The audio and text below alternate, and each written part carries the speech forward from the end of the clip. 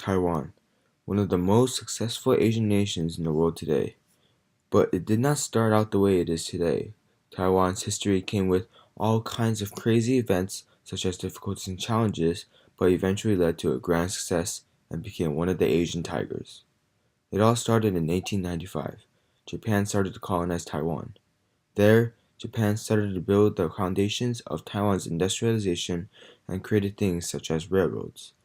About 50 years later, 1945, World War II came by and Japan lost the occupation of Taiwan and was instead controlled by China, or People's Republic of China. In 1949, there was a communist victory in the Chinese Civil War, which resulted in 2 million nationalists fleeing to Taiwan, which includes Chiang Kai-shek, who eventually helped industrialize Taiwan into a tiger country. Since Taiwan was not really defined as a country because multiple nations colonized Taiwan, there are controversies over the topic of Taiwan being an independent country.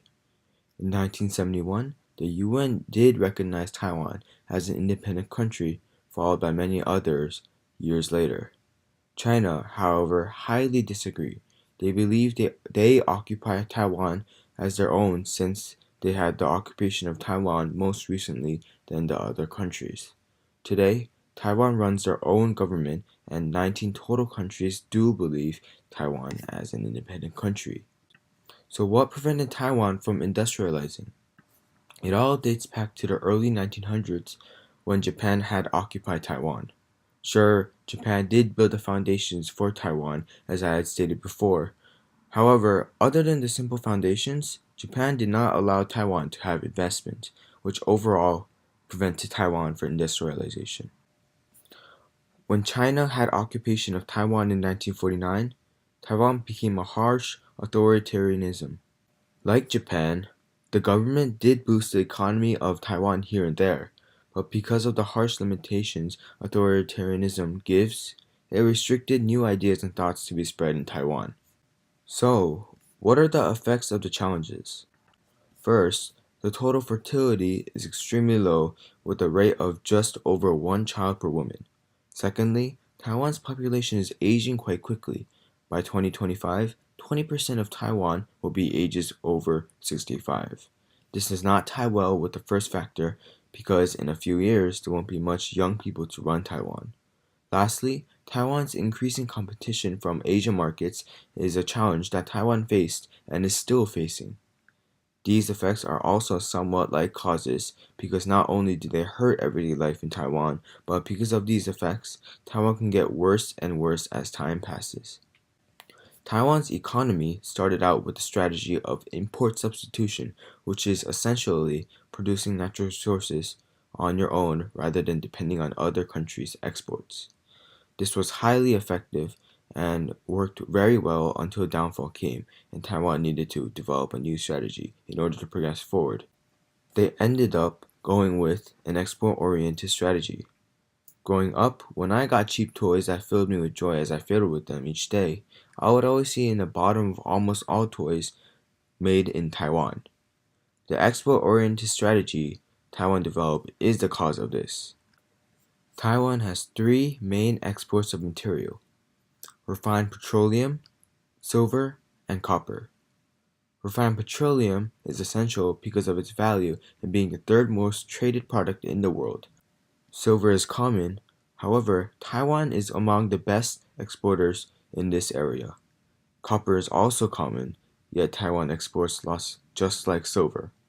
Other resources Taiwan gives out are corn, coal, and soybeans. Taiwan did not industrialize by themselves. They also got help from other nations around the world. Taiwan made allies and trade partners with New Zealand without any diplomatic relations. Singapore also came in to trade with Taiwan. Taiwan later joined trading partnerships and allied the US in trading, which boosted the total Taiwan's export by 11%. Although they did get help, I believe most work Taiwan accomplished was done by themselves. Taiwan is an economic power because of the successful economic statistics Taiwan is having. Taiwan has a GDP per capita of about 50,500, which is about 48,800 more than the average GDP in the world.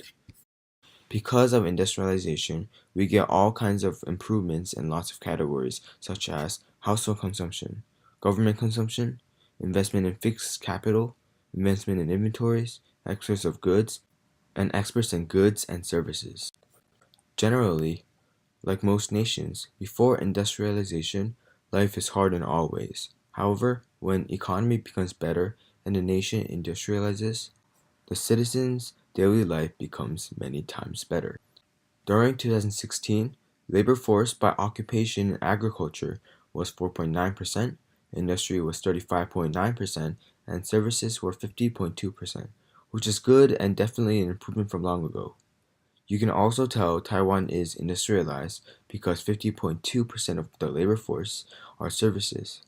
Japan started a good education system and built foundations for it in the beginning. When the Japanese control was over, Taiwan continued to make education a high priority. They followed America's way of education. Even those who couldn't afford an education were given one, just like America. With success, there is also negative sides. Due to the industrialization and development of Taiwan, housing and green zones used for urban land development are limited. There are also land shortages in Taiwan due to the late approach toward forestry. Many places where there should be forests are used for different uses that focuses towards industrialization. Although Taiwan is a fully industrialized country, compared to a couple years ago, Taiwan is doing worse economically and is not able to provide good jobs for all citizens in Taiwan. Also, income is unstable, unemployment rate is higher than the 1990s, the government's budget has gotten flat, and the government's debt is increasing. Currently, Taiwan requires people with the correct skills for companies, which can be changed through the education system. We've seen Taiwan throughout the early days and the old days, before industrialization and after industrialization, from the challenges to the successes. Nowadays, we see Taiwan's great success and refer to it as an Asian tiger nation. The struggles that Taiwan went through and overcame surely confirms its place as an ancient tiger.